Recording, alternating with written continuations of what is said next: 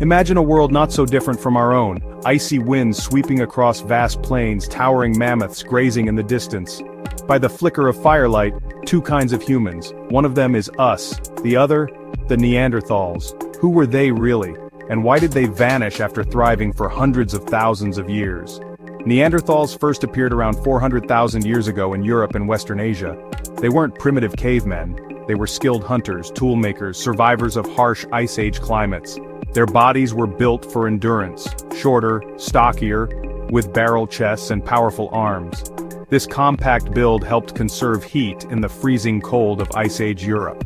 Their brains were even slightly larger than ours, averaging about 1,500 cubic centimeters versus our 1,350. But brain size isn't everything, it's about how the brain is wired. And here differences start to emerge, but so do surprising similarities. Neanderthals were skilled toolmakers and adapted technologies to harsh conditions. Their cultural world was more complex than old stereotypes suggest. They controlled fire, built shelters, prepared clothing from animal hides.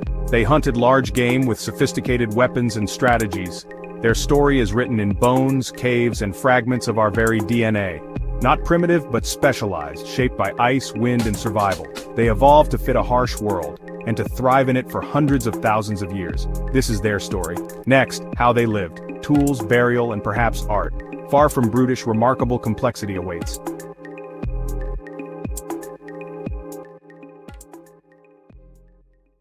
Far from brutish, Neanderthals showed remarkable complexity. They hunted mammoths, bison, and woolly rhinoceroses with sophisticated weapons. Stone-tipped javelins and wooden spears were part of their toolkit. They even used adhesives like birch tar to attach blades, a form of early chemistry. This shows planning, material knowledge, and multi-step manufacturing, a small detail with big implications. They controlled fire and maintained hearths, central to survival and social life. They built shelters, managed smoke, and crafted clothing from hides, practical skills preserved in stone and bone. Sites like Shanidar reveal burials with flowers and pigments. These burials suggest ritual behavior, and possibly beliefs about death, color, care, symbolism. In caves in Spain, red ochre markings and hand stencils date back more than 60,000 years. Long before Homo sapiens arrived, could Neanderthals have been the first artists? The debate is alive among archaeologists. They cared for the sick and injured, evidence of compassion and social bonds. Bones show healed injuries, weeks or months of care. Communal life around the hearth strengthened ties. Their toolkit was versatile, stone, wood, and adhesive technologies combined. Archaeology continues to reveal layers of complexity.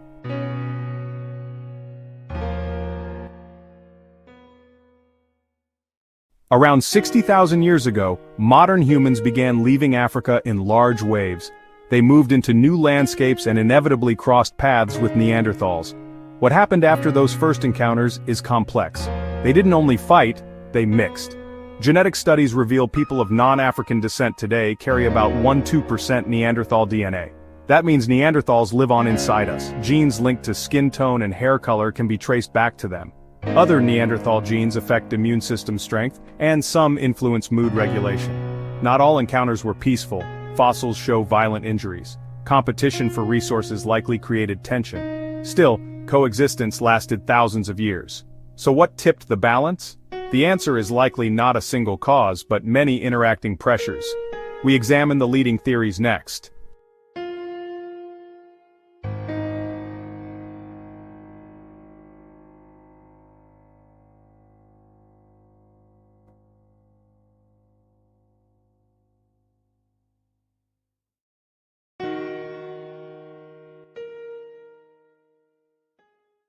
By 40,000 years ago, Neanderthals were gone. Why? One theory, climate change. The Ice Age swung between freezing and warming, ecosystems shifted and large game declined. Hunters tied to big game would have been hit hard. Theory 2, competition with Homo sapiens.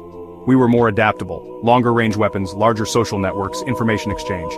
These advantages could tip survival odds. Theory 3, interbreeding and absorption. Over millennia, distinct populations blended into Homo sapiens. They didn't necessarily vanish so much as merge. Theory 4, disease. Migrations could have introduced new pathogens. Small, isolated Neanderthal groups may have lacked immunity to novel illnesses. Epidemics could have devastated populations. Theory 5, low population sizes and isolation. Genetic studies suggest fewer than 70,000 Neanderthals across continents, small, fragmented groups.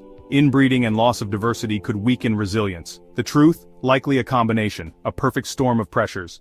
No single cause explains everything. Multiple factors interacted over generations. Climate, competition, disease, absorption, and low numbers. Together they shaped the outcome.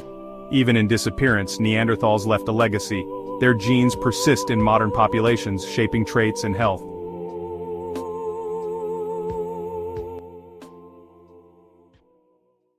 Neanderthal DNA shaped us. Some genes boost immune responses. Others relate to skin adaptation, tanning and freckling for less sunny climates. Surprisingly, some are linked to modern health issues, depression, addiction, even COVID-19 vulnerability. They're not just a lost branch, they are part of our biology and history. Genetics shows echoes of Neanderthals in many of us.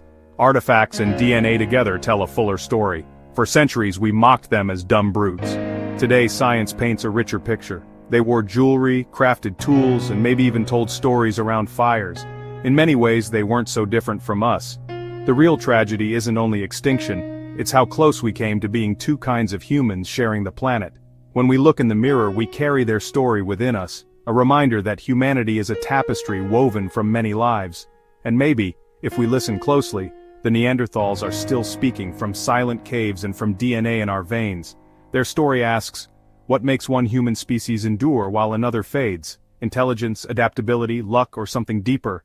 We carry their legacy, hidden, powerful, alive. Neanderthals are part of our story, woven into who we are, a reminder to broaden our image of what it means to be human.